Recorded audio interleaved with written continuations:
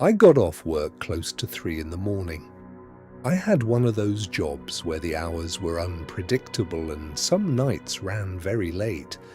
By the time I was done, I was exhausted and hungry, and there was nothing open nearby except a 24-hour Walmart on the way home. I just needed something from the snack aisle. 5 minutes, in and out. When I got inside, the store was almost completely empty. A couple of employees scattered around, nobody else, the kind of quiet that only exists in large buildings after midnight, when the lights are still on but the people are gone. I made my way to the snack aisle and started browsing. I wasn't sure what I wanted. I was tired, and I was taking my time. That was when I felt it. The feeling of being watched. I looked up toward the far end of the aisle. There was a man standing there. Tall, thin, black Adidas sweatshirt. He was looking directly at me, and when I looked back at him, he didn't look away. He didn't pretend to be looking at something on the shelf. He just stood there and looked at me. I told myself he was just another shopper. I moved into the next aisle. 10 seconds later, he appeared at the end of that aisle too. Same posture, same expression, watching. I grabbed something off the shelf without looking at it and started moving. I walked to the back of the store, then across to the far side, then back toward the center. I was moving fast now, not quite running, taking different routes, cutting through different sections. He followed every turn, not rushing, not closing the distance, just staying with me, patient and expressionless, and completely silent. He never spoke a single word the entire time. I went straight to the checkout. One lane was open. I told the cashier that a man had been following me around the store. She said thanks for letting her know and agreed it was weird. That was all. He had drifted over toward the clothing section across from the registers, not following me into the checkout, just waiting. I paid and I walked out. I checked behind me before I stepped through the doors. He wasn't there. I crossed the parking lot to my car. It was mostly empty out there, just a few vehicles belonging to employees scattered around. I got in, put my bag on the passenger seat and reached for my keys. Then I looked up. He was sprinting at my car. Full speed. From the Walmart entrance across the parking lot directly at me, not jogging, not walking fast, sprinting, arms pumping, the way someone runs when they have somewhere to be and very little time to get there. I sat there for 1 or 2 seconds just watching him come. Then I put the car in drive and went. He kept running, all the way to the edge of the parking lot, all the way to the street. I watched him in the mirror getting smaller and eventually stopping at the curb as I pulled away into the road. I drove home shaking. I never went back to that Walmart after 3 in the morning. And I still think about those 2 seconds in the car. The 2 seconds I spent watching him come before my brain caught up with what my eyes were seeing. 2 seconds slower, and he would have reached me. I want to be clear about something before I tell you this story. I did not know for certain what I was hearing.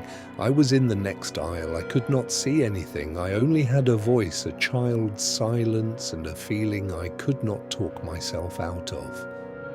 I was shopping at Walmart one evening, browsing the fitness section in the back corner of the store.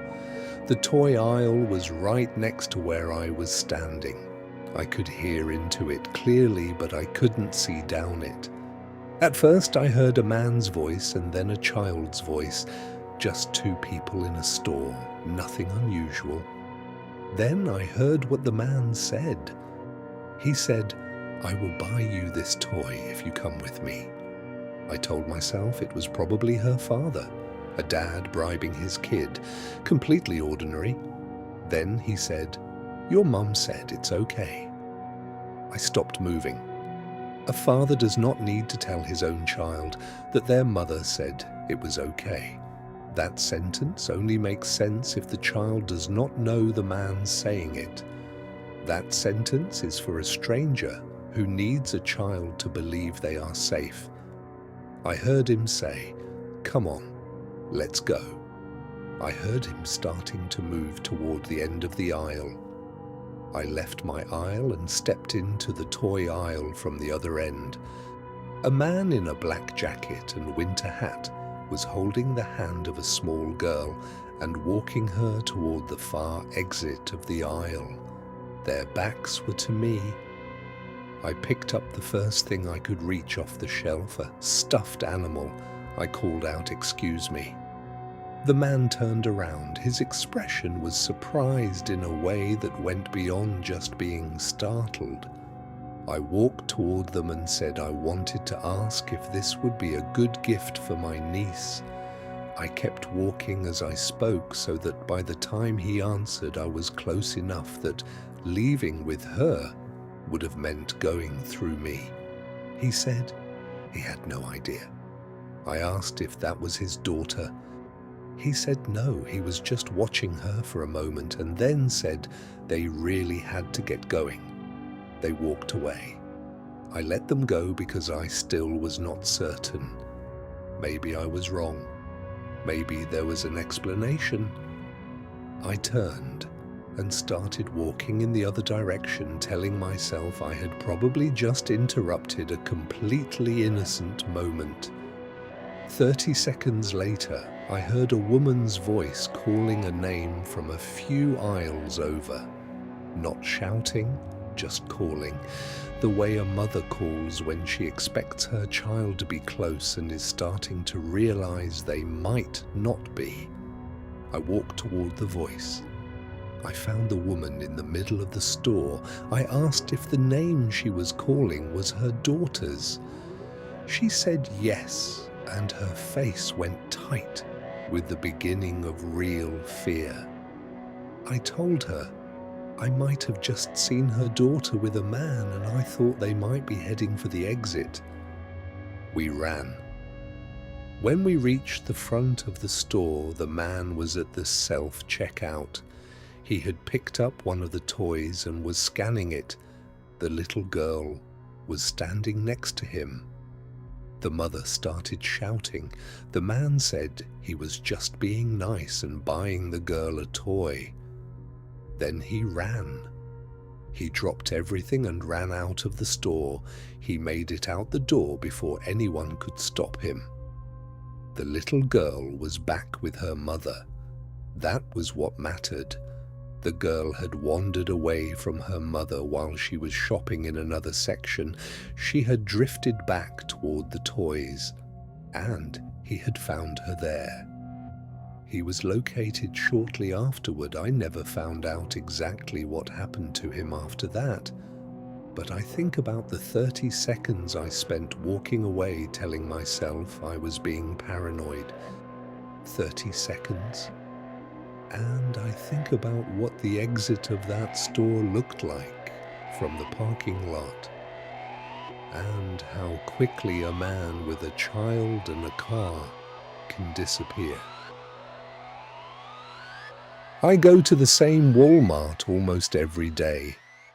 That is important to understand because it explains how this happened. I am a creature of habit. Same store, same time, same route home from work. I cook dinner for myself most nights and I stop at Walmart for fresh ingredients on the way. It is routine, predictable. The same faces in the same aisles at roughly the same time every afternoon, including his. The first time I noticed him, he was near the produce section. Bald, small, dark beard, large build. He said hi. I thought nothing of it. Employees say hi. That is their job. The second time he said hi and asked how my day was going. We talked for maybe 30 seconds. I said I had to get going and went on with my shopping. Over the following weeks, it became a pattern. Every time I came in, he would appear, always friendly, always a little warmer than the last time. The questions started getting more specific. Was I coming from work? Where did I work? Where did I live? I told myself he was just a friendly employee. Some people are like that. Then one day, he asked for my number. I told him no as kindly as I could. I started to explain, but he turned and walked away before I finished my sentence. His entire body changed. The friendliness was gone completely, just gone, like it had never been there. I finished my shopping and checked out. I had parked toward the back of the lot that day. When I got to my car, I noticed him sitting in a vehicle not far from mine. He wasn't looking at me. I assumed he was on a break. I pulled out of my space. He pulled out behind me. He made the same turn I made leaving the lot, then the same turn onto the road toward my apartment. I watched him in the mirror the whole way. One turn, two turns, the same road, the same direction. When I pulled into my apartment complex, he followed me in. I did not go to my building. I drove slowly around the parking lot, watching his car trail mine. Wherever I went, he went. I drove back out of the complex onto the road and he stayed right behind me. I drove until I reached a busy road, rush hour, dense traffic moving fast. I waited at the junction and I waited and I waited. And when the very last possible gap appeared, I pulled out hard and cut off the car behind the gap. The car behind me had no space to follow. I lost him in the traffic and drove straight back to Walmart. I went to the customer service counter and told them everything. A Walmart employee with a bald head and a small dark beard had been following me home. They called someone from the produce section to come up. Nobody matching that description worked at the store. He was never an employee. He had put on a blue Walmart vest. Maybe he bought it. Maybe he kept one from a previous job somewhere else. Either way, he had walked into that store wearing the vest of an employee and used it to approach her, again and again, for weeks, building familiarity, building trust, asking where she worked, asking where she lived. All of it planned, all of it deliberate. They told me they would keep an eye out if he returned. I drove home very carefully, watching every mirror.